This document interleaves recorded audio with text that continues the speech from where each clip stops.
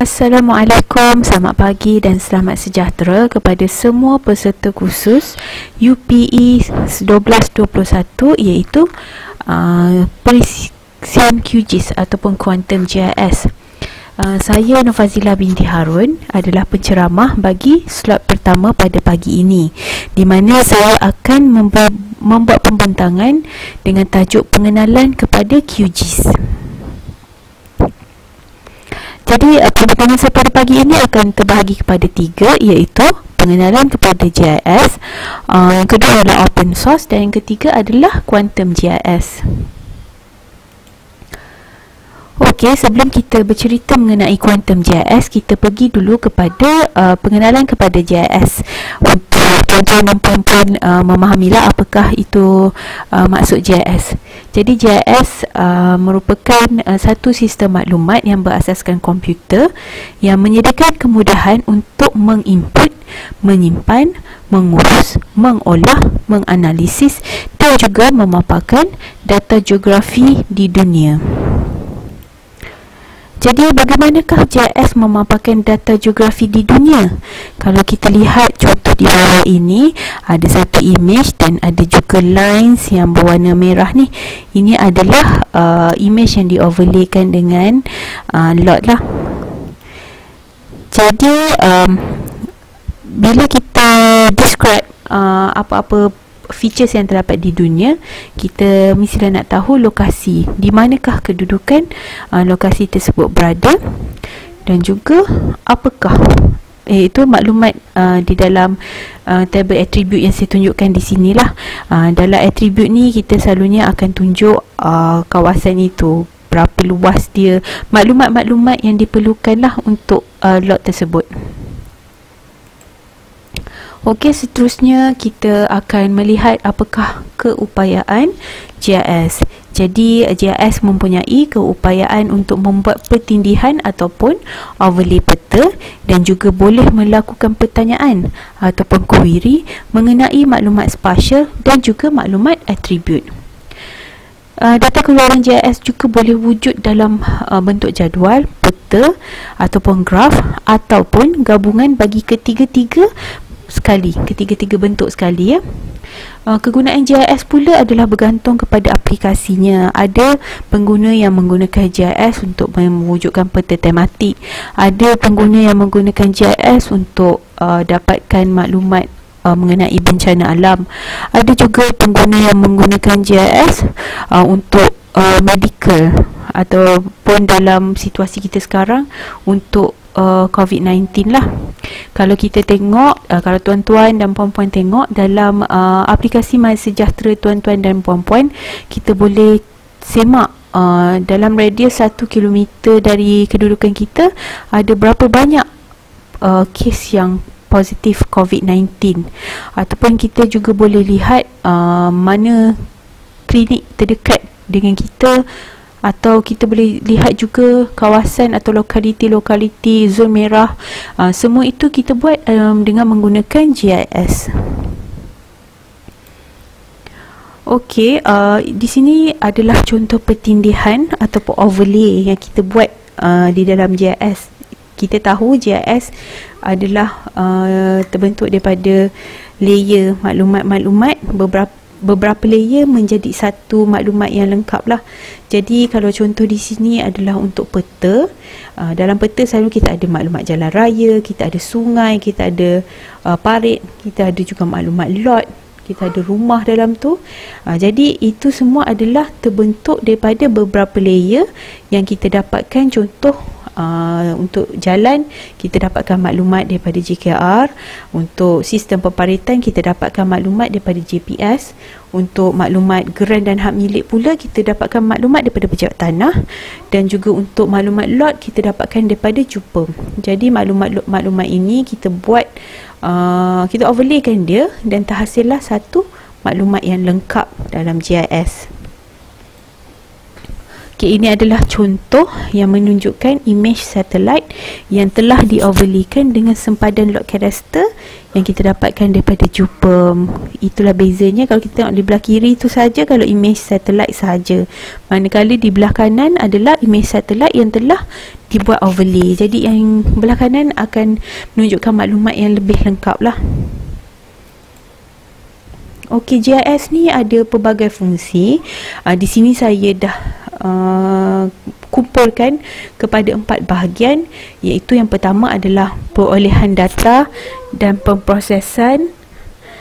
Yang kedua adalah pengurusan, penyimpanan dan juga capaian data. Yang ketiga adalah manipulasi dan penganalisaan data. Dan yang keempat, yang terakhir sekali adalah persembahan data yang dijana. Jadi untuk yang kategori yang pertama, perolehan data dan prapemprosesan, di sini GIS kita berfungsi di mana kita boleh buat pendigitan, suntingan, kita boleh bina topologi, kita boleh buat transformasi, kita boleh buat pertukaran format dan juga kita boleh memasukkan atribut ke dalam projek kita. Okey, yang kedua, untuk pengurusan, penyimpanan dan capaian data, kita boleh gunakan GIS function untuk membuat capaian, membuat network modeling, membuat relational modeling dan kita juga boleh buat pertanyaan atribut. Okey, yang seterusnya yang ketiga, kita boleh manipulate dan juga membuat penganalisaan data melalui operasi pengukuran. Kita ada function untuk ukur, kita ada ruler kat situ. Kita boleh buat operasi penghubungan dan juga operasi tindak atas. Seterusnya yang terakhir adalah persembahan data yang dijana, di mana kita boleh menggunakan GIS untuk membuat transformasi skala. Kita juga boleh membuat generalisasi peta mengikut kesesuaian ataupun kehendak kita. Dan di sini juga kita boleh menghasilkan peta tematik dan juga membuat pandangan perspektif. Okey, kita teruskan ke kategori kedua dalam kandungan saya tadi, iaitu mengenai open source GIS. Jadi perisian-perisian yang dikategorikan sebagai open source GIS menggunakan general public license, iaitu disertakan dengan kod sumber yang membolehkan kita install dan guna perisian tersebut secara percuma sahaja. Selain itu, ia juga membolehkan pengguna mengubah suai dan juga membuat penambahbaikan terhadap perisian tersebut mengikut kehendak dan kesesuaian pengguna. Jadi di sini saya tunjukkan beberapa contoh perisian open source GIS yang terdapat di dunia lah. Kita ada QGIS, kita ada Diva GIS, kita juga ada Saga, singkatan untuk System for Automated Geoscientific Analysis, kita ada perisian ILVIS, dan kita ada banyak lagi perisian open source yang terdapat di dunia. Tapi antara banyak-banyak perisian tersebut, perisian yang kerap sekali yang pengguna guna adalah perisian Quantum GIS ataupun singkatannya QGIS. Jadi QGIS ini mula dibangunkan pada tahun 2002 oleh Yayasan Geospatial Terbuka OSGeo, di mana ia membolehkan proses suntingan, visualization dan juga analisis data geospatial. QGIS sekarang ni kita dah ada sampai version 3 Okey, QGIS terdiri daripada banyak toolbar dan window yang kita boleh tutup dan boleh gerakkan bergantung kepada cara pengguna untuk menetapkan kedudukan toolbar terbabit lah. Jadi ini adalah interface ataupun antaramuka QGIS. Tuan-tuan dan puan-puan, untuk slot slot pertama ni, saya akan menunjukkan toolbars dan juga antarmuka yang terdapat di dalam QGIS lah, untuk tuan-tuan dan puan-puan familiar, dengan tools untuk menggunakan perisian ini, supaya dalam slot seterusnya bersama penceramah yang seterusnya, tuan-tuan dan puan-puan boleh membuat pemprosesan secara hands on bila dah familiar dengan toolbars yang saya akan kenalkan nantilah. Jadi kalau kita lihat dalam interface QGIS ni, yang pertama yang berwarna purple ni, ini adalah menu ataupun menu dan submenu dia lah. Yang kedua adalah yang berwarna hijau ini, butang-butang toolbars yang kita boleh gunakan untuk pelbagai proses di dalam QGIS. Yang berwarna turquoise ini adalah map canvas, dan seterusnya berwarna merah ini adalah panels. Jadi untuk menu utama, ia terdiri daripada setting, plugins, geoprocessing dan juga raster processing menu. Jadi untuk kalau kita lihat di sini ada plugins. Plugins ni QGIS dia kita boleh install plugins secara percuma, memang disediakan mengikut kesesuaian projek yang kita gunakan lah. Jadi QGIS ni memang sangat mesra pengguna lah. Selain dia menyediakan perisian percuma, dia juga menyediakan plugins yang kita boleh install juga secara percuma. Okey, seterusnya adalah workspace, iaitu ruang ataupun untuk view kerja kita di tengah ni. Okey, kalau kita lihat di kiri ini adalah tool untuk memasukkan data. Jadi untuk QGIS dia boleh support pelbagai jenis data. Contohnya untuk format vector data, dia boleh support shapefile, PostGIS, partial light. Untuk rasa data pula, dia boleh support GeoTIFF, IMG. Dia juga boleh support AutoCAD format, format CSV dan pelbagai jenis format data yang boleh diterjemahkan oleh OGR Toolkit ke dalam format yang boleh dibaca oleh QGIS.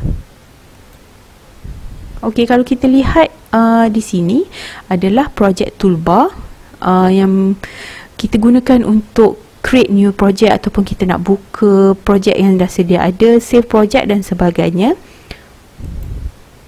Seterusnya adalah map navigation toolbar di sebelahnya, di mana kita boleh gunakan function-function seperti zoom, pan, scaling dan juga pelbagai function lain lah. Seterusnya kita ada attribute tools, di mana di sini kita boleh buat pilihan dan pengiraan lah, macam saya sebut tadi. Kita ada ruler untuk ukur jarak dan sebagainya. Seterusnya kita ada tool untuk membuat pelabelan yang kita panggil label toolbar. QGIS juga ada digitizing toolbar. Ini adalah yang kerap kita akan gunakan lah, sebab ini adalah tools untuk membuat penyuntingan bagi data-data vektor. Dan seterusnya ada status bar. Status bar ni adalah bar yang memaparkan maklumat koordinat sesuatu point ataupun sesuatu features dalam projek kita, dan juga maklumat projection yang kita gunakan. Okey, kenapa QGIS adalah software yang paling banyak digunakan, software open source yang paling banyak digunakan? Mestilah ada kelebihan-kelebihan dia kan. Jadi QGIS ia berfungsi hampir di semua platform. Kita boleh muat turun secara percuma ke dalam PC, laptop, dan juga dia ada apps untuk peranti mudah alih kita ataupun mobile phone. Dia ada kita, tuan-tuan dan puan-puan boleh search lah. Tapi untuk mobile phone kita tak panggil QGIS, kita panggil QField, QFIELD. Jadi perisian ni juga kita boleh akses melalui mobile. Dan ia menyediakan panduan pengguna, manual latihan dan juga tutorial yang boleh dimuat turun secara percuma sahaja. Jadi kalau pengguna tu first time nak guna QGIS pun, kita boleh tengok dekat manual latihan dan juga tutorial, disediakan secara percuma. Seterusnya, ia menyokong pelbagai jenis format data seperti yang saya sebutkan tadi. Dia boleh guna shapefile, boleh guna map info table, AutoCAD DXF dan juga lain-lain format lagi. Okey, QGIS juga adalah menggunakan antara muka yang ringkas dan mesra pengguna. Jadi tuan-tuan dan puan-puan, walaupun pertama kali menggunakan QGIS, kita senang nak get familiar dengan function yang ada dalam QGIS lah. Okey, seterusnya kelebihan QGIS, dia boleh menggunakan semua feature dan juga tools yang terdapat di dalam perisian tersebut tanpa had, unlimited. Kalau tuan-tuan dan puan-puan tengok, ada setengah perisian, walaupun perisian tu perisian closed source ataupun perisian yang kena bayar untuk dapatkan lesen, ada tools yang kita tak boleh guna. Nak guna kena beli extension lain ataupun kena upgrade license, melibatkan cost lah. Tapi QGIS ni walaupun dia percuma, kita boleh guna semua feature dengan tools tu tanpa had. Dan seterusnya kita boleh juga install plugins yang disediakan juga secara percuma, di mana setiap plugins ini mempunyai fungsi-fungsi tertentu bergantung kepada kesesuaian dan kehendak kita. Okey, sebelum saya mengakhiri pembentangan saya untuk basic ataupun pengenalan kepada QGIS ini, saya ingin tunjukkan contohlah paparan di dalam QGIS. Ini adalah contoh kerja lah yang kita buat, dan ini adalah contoh panel layer. Sebenarnya kalau tuan-tuan dan puan-puan pernah gunakan perisian GIS, dia lebih kurang je sebenarnya. Cuma yang ni adalah perisian open source yang percuma lah, dia juga ada maklumat attribute.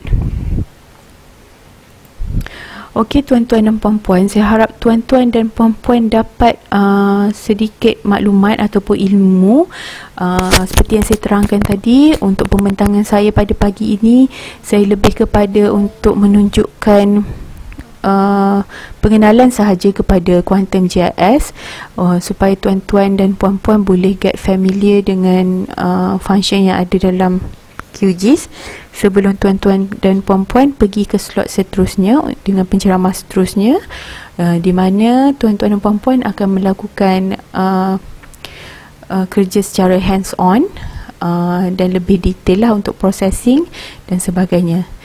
Saya minta maaf jika ada tersalah bahasa ataupun terkasar bahasa, dan saya sudahi pembentangan saya dengan ucapan terima kasih. Assalamualaikum.